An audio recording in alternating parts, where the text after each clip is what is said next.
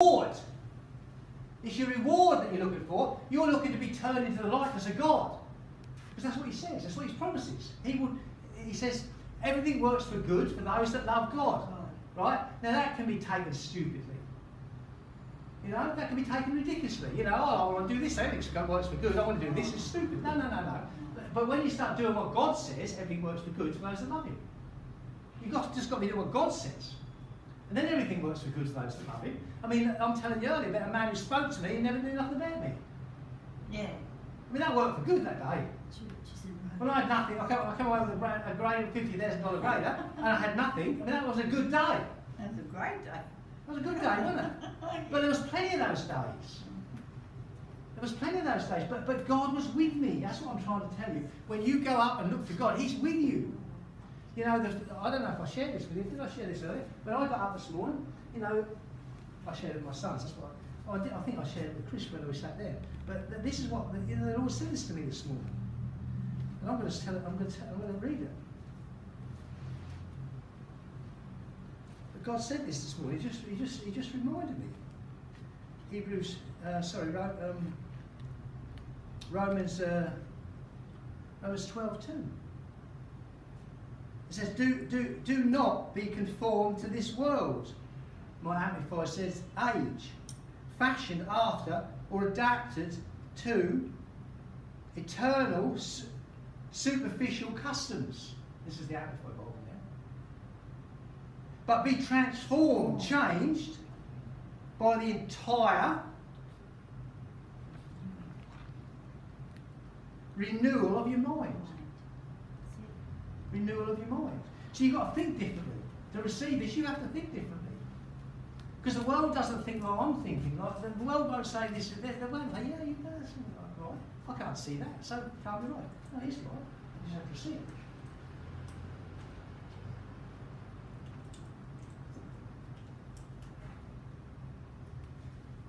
it. It goes on to say, by its new ideals or its new attitude, so that you may prove for yourself what is good and acceptable and perfect will of God. Even the things which is good and acceptable and perfect in his sight for you. Now that must be this, because he wrote it. So this is how it works. So Hebrews, we move on. In Hebrews, which is a great book, in Hebrews 6:20 it says, where the former is for us entered, even Jesus, made an high priest for ever after in the order of Melchizedek, who was a priest. Before there was the law, there was Melchizedek. And we know Abraham lived by faith before the law. So Jesus has gone straight back now to faith in the order of Melchizedek. That's what Jesus is, as you believe. Grace is by faith. Jesus is by faith. Hebrews 8:1-2 says, now of the things which we have spoken, this is the sum.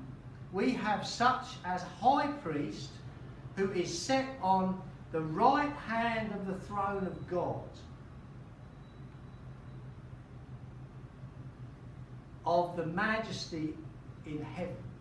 So I talk about this a lot when I talk about the salvation message and how Jesus went to the cross and how Jesus rocked up on the road and told the disciples he was back, he was resurrected. And he said, I'm going to heaven to sit on the right hand of the Father. That's where it happens. That's where Jesus is, your high priest. He is interceding for you in heaven. He is going to see it's done by the Father. You know, I had two of my sons here this morning. They know if they ask me something, I'm going to do it for them. That's what happens. You can't stop me.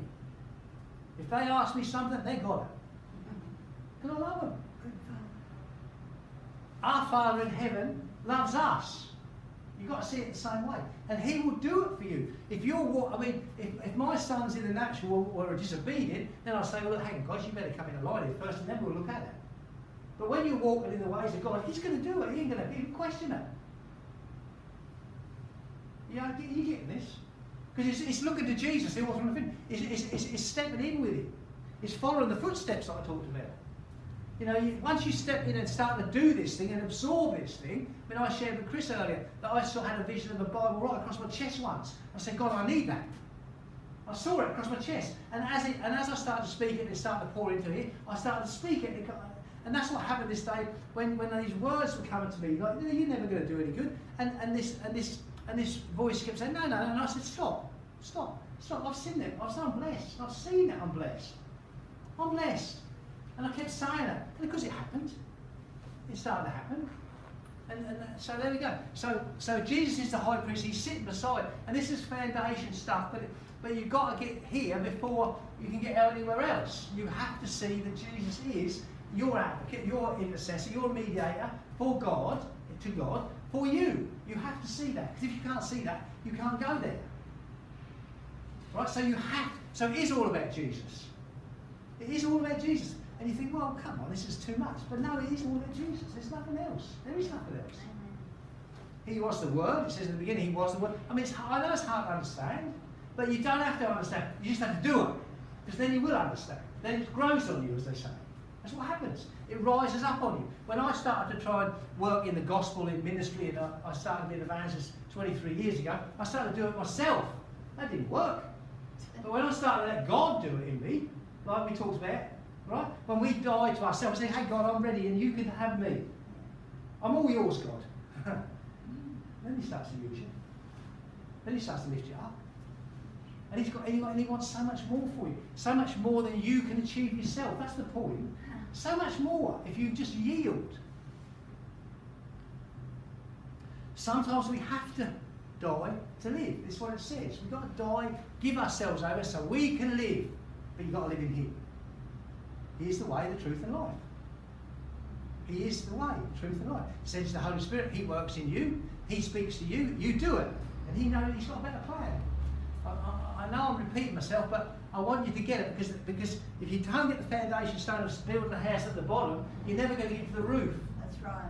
You can't get there. You try to put the roof on before you got the floor in. You can't. No. That's how it works.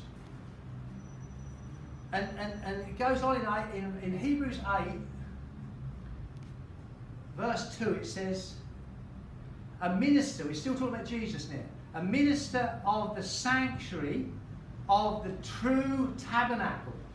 The true tabernacle, right, which the Lord purchased and not a man. So God purchased it for you. How? Well, we know the story. He went to the cross, he died, he rose, he got it for you. It's yours for the taking. But he purchased it. So again, it's all about him. It's all about him.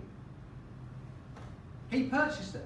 And he's a minister of the sanctuary. What is that? It's the sanctuary. It's in you. The sanctuary is in you, the Holy Ghost. He is the sanctuary. You are the sanctuary. You are the church walking. The church is not the building that you saw down the road with a big steeple on. No, church. That's building. The church is you and me. This is what the church is. We're the church. And we should be united. Yeah. This place should be filled with people hearing this truth. Instead of being tickled around with other stuff that they think it sounds good. But it won't really going to do any good in their life. But I had to grow through all that to talk about where I am today. Because that's the only way that you're going to do any good. Because you've got to rise up in God. You've got to grow up in God. You've got to do the work that God said. Hebrews 8:6 says, but now hath he obtained a more excellent minister, by how much also he is the mediator after a better covenant, which was established upon a better promise, which is Jesus again. The law was the law. Now we're walking in faith in Jesus Christ, that he died. He died that you can live. And when you start to see yourself not just seeing the cross, not just being at the cross, but seeing yourself going to the tomb, right, and dying, but then coming out risen. Now you've got a key. You've got a real key now. You've got a key to live, because you're living a new life. You know, you've put off the old man now, and you're seeing the new man. 1 Corinthians 5:17. You know, you put off the old man. You're living. You're the new creation in Christ Jesus, and that's it. So, but we have to push forward to it. You can't. It don't just happen. Is what I'm trying to tell you. It don't just happen. You have to press to it. Press to the high call. Press to the mark. It says in Philippians 4:14. Press to the mark, the high call of God. Right? Push forward. You know, so you need to read the word. You need to absorb that word. That word has to get in. When I got saved, I never read a book in my life. I never read my mail. I had 2 secretaries and 2 lawyers. You've all heard the story. I couldn't read. But when I was given a Bible the next week in the church, and was given a Bible by, for sure it was an angel, but a new Amplified Bible, and gave it and vanished the person. But I took it back, and as I opened it, like we talked earlier, it was alive. When I looked at it, and I started to read a few words, it jumped into my spirit. It was alive. Wow. I didn't have to try. I had to want to do it, and it just jumped in here. It weren't hard. I went to school. They used to hit me over the knuckles every day, pull me in front of the class, because I couldn't do it, because I was trying to do it myself. I haven't got the ability. But when God put it in my heart, and He gave me this book, and it was alive, it just jumped at me. And that's what we can do in our life. If we look to God, He will do it for us. That's the point. He will do it. You don't have to do it, but you do have to yield. And that's what the majority of the church is not yielding. They're still doing it in their own way. And I'm sorry, church, you know, if you don't agree with me this morning, well, it's just how it is. But it's the truth that you have to yield before God will lift you up. It's the truth. You have to die to live. That's how it works. So we're going to move on to where are we now? 8. So I want to go through these. These are principles. We're not going to get through all this week, but this is principles that you need to understand, the principles to move forward. And I do too, you know. So we said that the first covenant, right, had been flawed, but there was a second covenant, which was Jesus. Right, and Hebrews 8:8 says, "For He finding fault with them, He said, Behold, the days coming, saith the Lord, when I will make a new covenant," which happened, of course, make a new covenant for the house of Israel, but also for the house of Judah, which is us, the Gentiles. So God said He would do it. Jesus. In Hebrews 7:16, it says, "Who is made not after the law," right, "of a carnal commandment," a fleshly commandment, "but after the power of an endless life," in the promise of God. It's an endless life. It's an endless job. It's an endless way to walk, because you are walking from glory to glory as you walk it.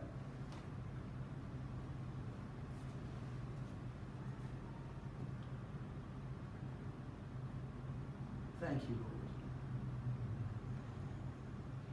"He who made not after the law of a carnal commandment, but after the power of an endless life. I will put," God says, "I will put my laws into their minds and write them in their hearts, and I will be to them a God, and they shall be to me a people." Yeah. Now that sounds like a commitment. He says, "I'll be your God, but you're going to be the people." Well, you're going to have to go with Him. You know, there ain't no half measures to this.